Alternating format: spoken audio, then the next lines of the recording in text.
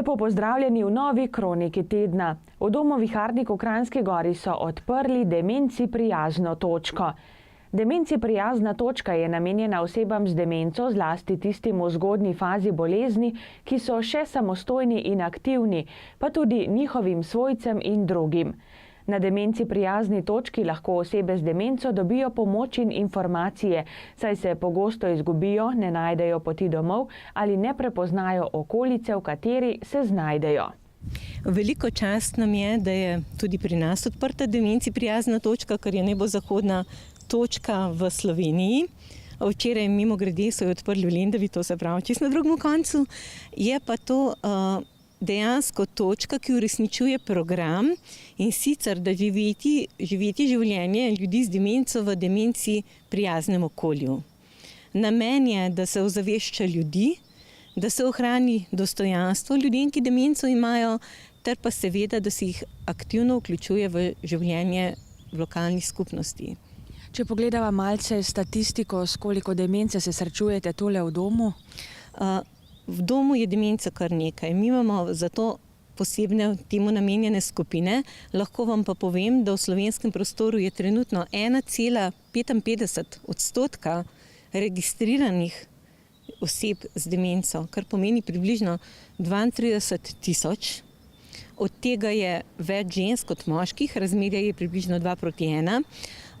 To so seveda vsi registrirani. Koliko jih je, ko demenca ni registrirana zaradi nepoznavanja, neznanja ali nedoslednosti zdravstvenega sistema, pa težko govorimo.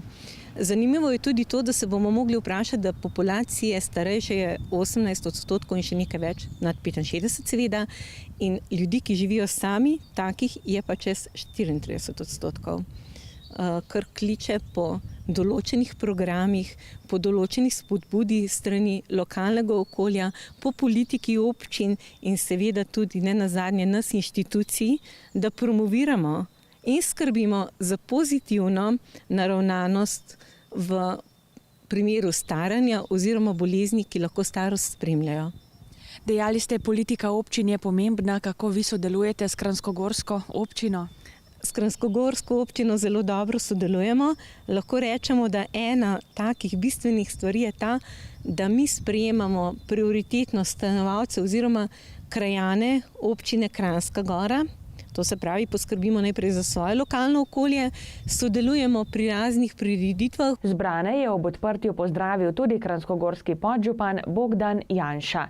Ja, lep pozdrav, spoštovani stanovalci, spoštovani gostje, predstavnik skupnosti Spominčica in vsi zaposleni, seveda brez vas ta dom ne bi imel duše tako, kot jo ima.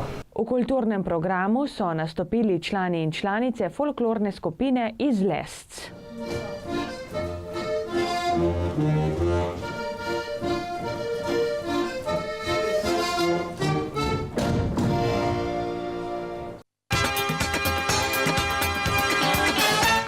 Prostovoljske dejavnosti, ki jih v okviru globalne pobude Dan sodelovanja z lokalno skupnostjo organizira Novartis v Sloveniji, so v polnem teku. Novartisovi sodelavci v Sloveniji med 16. aprilom in 29. majem svoj čas namenjajo posameznikom ter različnim organizacijam po vsej državi, ki potrebujejo pomoč. Projektu korporativnega prostovoljstva se je letos pridružilo več kot 700 zaposlenih iz vseh Novartisovih divizij. V tem tednu so bili tudi pri Vili Šumica v Kranjski Gori, ki sodi pod okrilje Zveze prijateljev mladine Slovenije. Korporativno prostovoljstvo je del našega podjetja že desetletja. Z organiziranim prostovoljstvom v delovnem času pa smo začeli pred 15 leti o prevzemu Novartisa. V vsem tem času smo pomagali več kot 60 organizacijam in prispevali skupnim delom več kot 41 200 ur. Letošnjih aktivnosti ob dnevu sodelovanja z lokalno skupnostjo se udeležuje več kot 700 sodelavcev in sodelavk iz vseh naših lokacij po Sloveniji, iz Mengša, Lendave, Prevalj in Ljubljane.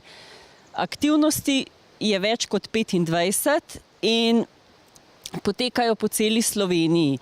Ena od teh aktivnosti je tudi urejanje otroškega letovišča v Kranjski Gori, Zveze prijateljev mladine, kjer se tudi vsako leto zberejo naši prostovoljci in urejajo letovišče tako znotraj, kot tudi okolico.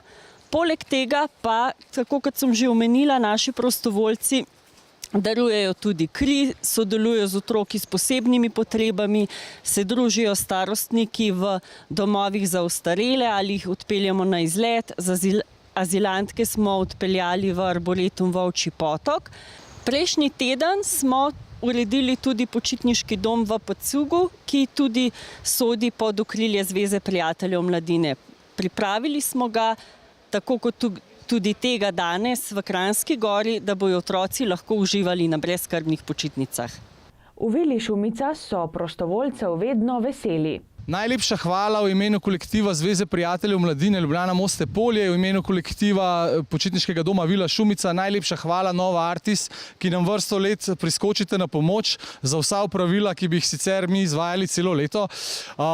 Tudi letos bomo opravili kar nekaj del, od urejanja okolice, grabljenja, vej in podobnih stvari. In pa veliko stvari bomo tudi prebarvali, notranjost prenovili, shrambo, pograde prebarvali in opravili ogromno manjših del, kateri se, kot pravim, bi jih počeli sicer celo leto. Hvala vam. Že 13. je v akciji sodelovala Manda Firm. Za dan sodelovanja z lokalno skupnostjo sem se odločila, zaradi tega, ker mi to veliko pomeni, in letos sem še v posebni vlogi, zaradi tega, ker sem ena izmed koordinatork. Nahajamo se v Kranjski Gori, Vili Šumica, kjer pomagamo urediti okolico in tudi urejanje samega prostora. Tukaj, ko bomo vse to uredili, se bojo otroci dobro počutili in mislim, da smo naredili nekaj dobrega za samo skupnost. Skupaj s Planinsko zvezo Slovenije so osvežili planinska objekta in okolico na Vršiču. Pomagamo na Erjavčevi koči in pa na Tičarjevem domu v sklopu dneva sodelovanja z lokalno skupnostjo 2019.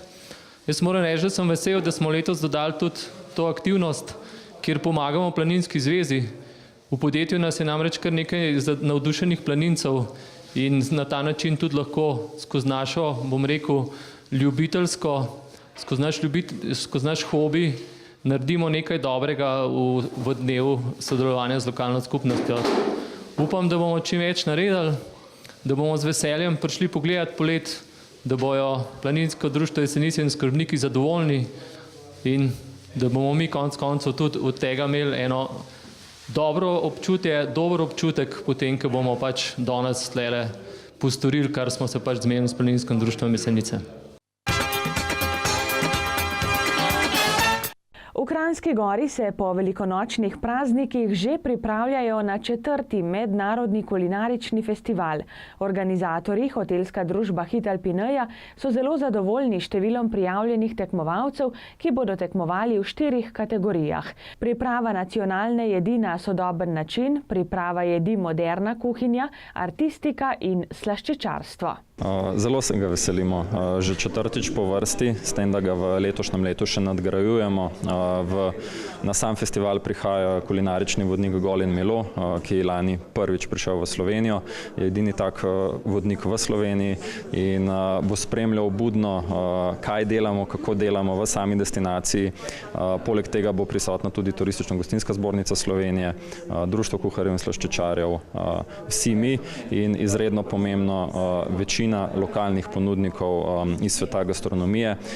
Na samo otvoritev 7. maja bo vsak lahko svoje jedi predstavil tudi na stojnici, tako da bomo ta dogodek povezovali tudi malo za družabno noto in vabimo tudi vse udeležence iz Kranjske Gore, da prispejo splošno javnost in vse mimoidoče. Tekmovanje bo možno tudi spremljati, tako da 8. in 9. maj sta tekmovalna dneva.